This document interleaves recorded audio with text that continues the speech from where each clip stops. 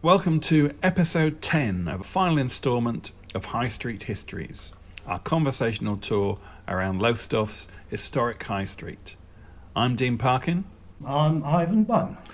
And in this episode we're looking at the south end of the High Street, aren't we, Ivan? Is indeed, yeah. In fact, it's literally the south end of the High Street, both geographically and right from the 16th, 17th century Lowestoft. This actually was known as Southend. The three buildings we're just interested in, there's a lot of buildings here to look at, and the Wheat Sheaf and the two buildings immediately to the north of that.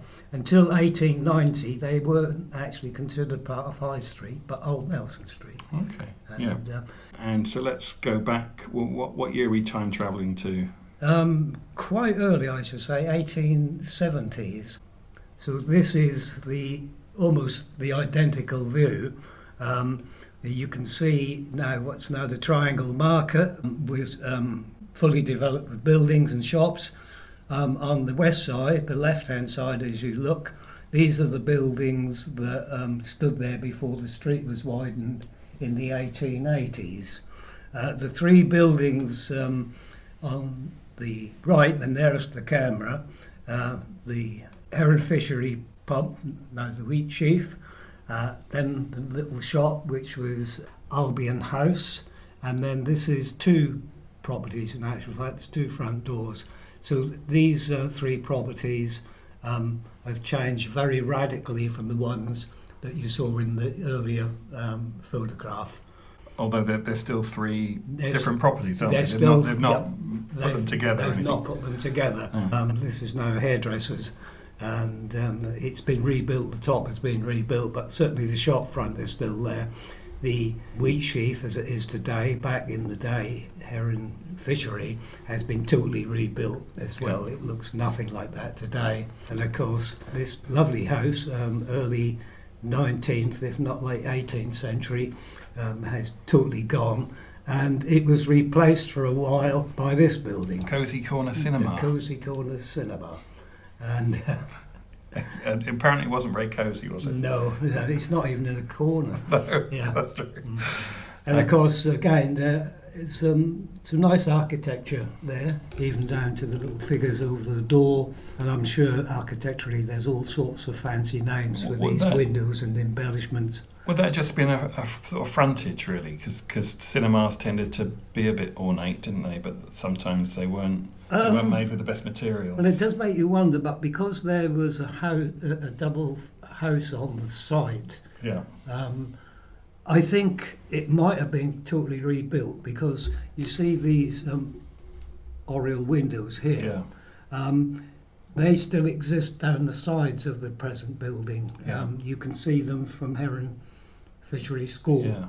I think probably that the place was really rebuilt, but only the ornate front, only the front was ornate.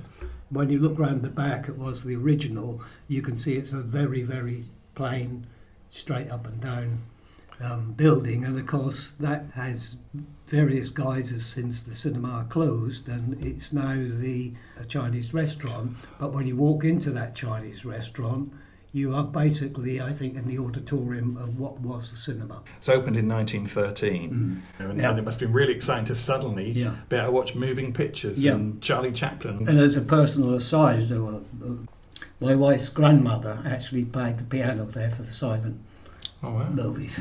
But it closed in 1929, reopened as the Regent, and then didn't reopen after the Second World War, so closed at the beginning of the Second War. So it was basically an empty building for a while, and then became a DIY store, didn't it?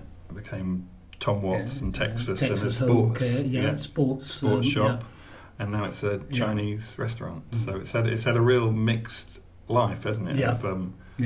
Of different uses. And each time it's changed, the frontage is often modified as well. Everybody who takes over wants to make it look a little bit different and put their brand, their stamp on the building. So if we move up the road, this is number 100, the High Street. Green's the Hatter.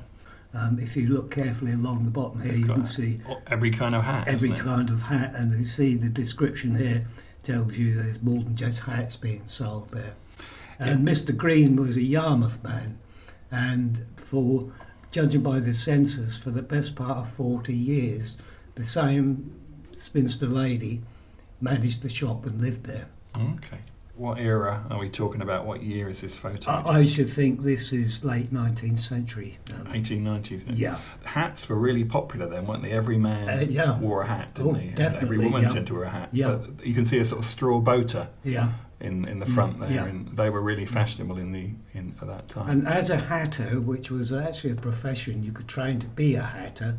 More than likely, the lady who managed this shop was able to actually make a custom hat for you as well. You could go in if you could afford it and be measured up and have a hat made for you. That'd be great. By a professional hatter. I've got a really large head, Yeah, so I have trouble with getting them off the peg because they're always gone. So yeah, if you look at this bit here over the doorway of the next building, where that arrow is, where that arrow is there, still there, and it's still there. The front of this building, front of number 100, has changed beyond recognition.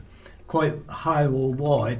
I was told the front of this was badly damaged in the Second World War when the building opposite took a blast, almost direct hit from a bomb. Yeah. So this might have been this cladding here. And also again, post-war, post-Second World War that is, it's almost another way of saying, look at us, we've come into the post-war era with a smarter looking building. Yes. Yeah. But talking about the shop fronts and that, and if you look here, you can see that although this building's changed radically, the pediment here over the doorway into 101 is still exactly the same as it was 70, 80, 90 years earlier.